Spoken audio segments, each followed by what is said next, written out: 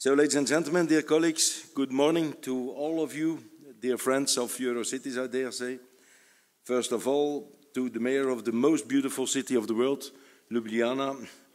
Dear friend Zoran, thank you very much for having us here in your beautiful city.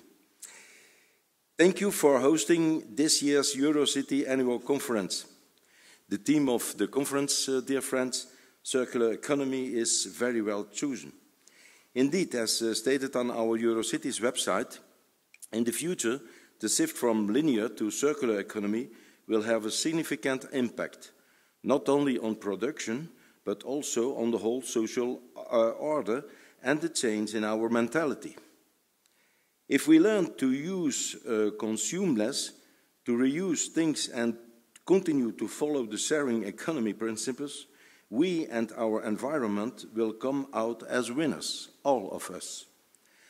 Only a couple of days ago, I was invited in Bonn to participate in the so-called COP23 gathering, the climate summit of local and regional leaders being.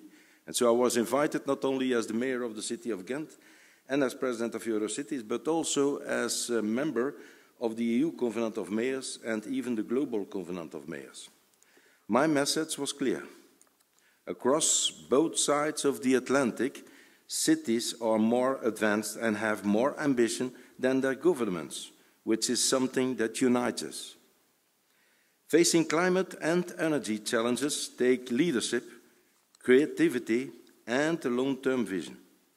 It is not only about building dikes or putting solar panels on the rooftops, it is also about organizing our cities in a different way, re-engaging with citizens, city-to-city cooperation worldwide, and joining up levels of government and working across sectors.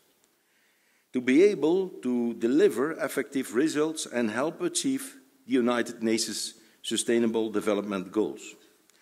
I dare say, dear friends, in short, it's all about cooperation, stupid. So, dear Zoran, we are indeed ready and willing to learn from the city of Ljubljana's fine selection of circular economy examples. During last year's Ghent festivities, the annual 10 days free festival in our city centre, bioengineers from the Ghent University were able to recycle human urine into fresh beer. Yes, it took advanced knowledge to make the beer, but it took also a lot of guts to drink it.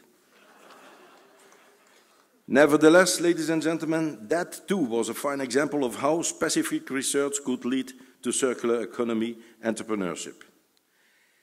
Ladies and gentlemen, dear friends, of course, the annual conference cannot but focus on the future of Europe and of that of our network as well.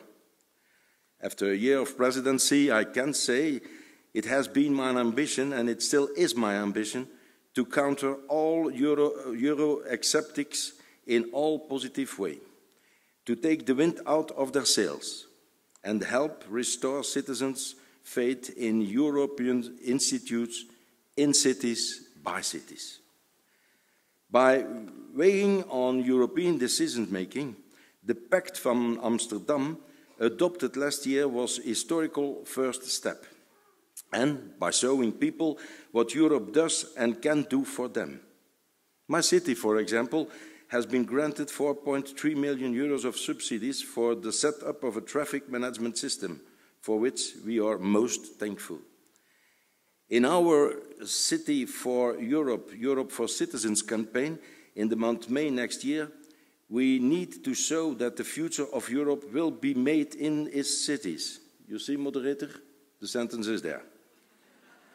By creative citizens that set up small-scale initiatives to take up societal challenges.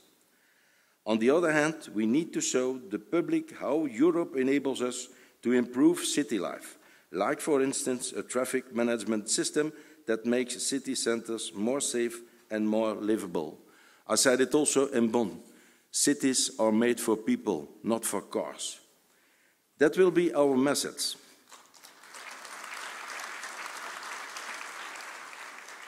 That will be our message to the decision makers in member states all over Europe as well. Please continue finding through the Cohesion Fund. Continue Urbact after 2019. Our cities absolutely need more investments in the cities themselves, based on the excellent focus at present on employment, poverty reduction, city renewal and integration. Let me be, ladies and gentlemen, perfectly clear. The means should not go only to cities in Eastern and Southern Europe, but also to cities in regions that are more prosperous, since they too have growing needs in the field of circular economy, refugee integration, innovation, climate change, and so on. More input even in the principle of the involvement of cities in European policy making. Make us of the knowledge and experience of our cities when setting up a project. But your money put your money where your mouth is. You have adopted the Pact from Amsterdam, now act upon it. The President of the European Commission, Mr. Juncker, is having his roundtable on the social pillar of the European construction in Gothenburg shortly. You know, ladies and gentlemen, cities, however, will not be involved, which is all too bad. However, Eurocities remains willing to cooperate, to say the least. But as you know, it takes two to tango. Annalisa will go further into our own moves as city network. Ladies and gentlemen, dear friends, we should go over that too roughly today and tomorrow, which is why I thank you all for coming here to the most beautiful city of the world, Ljubljana. Thank you very much.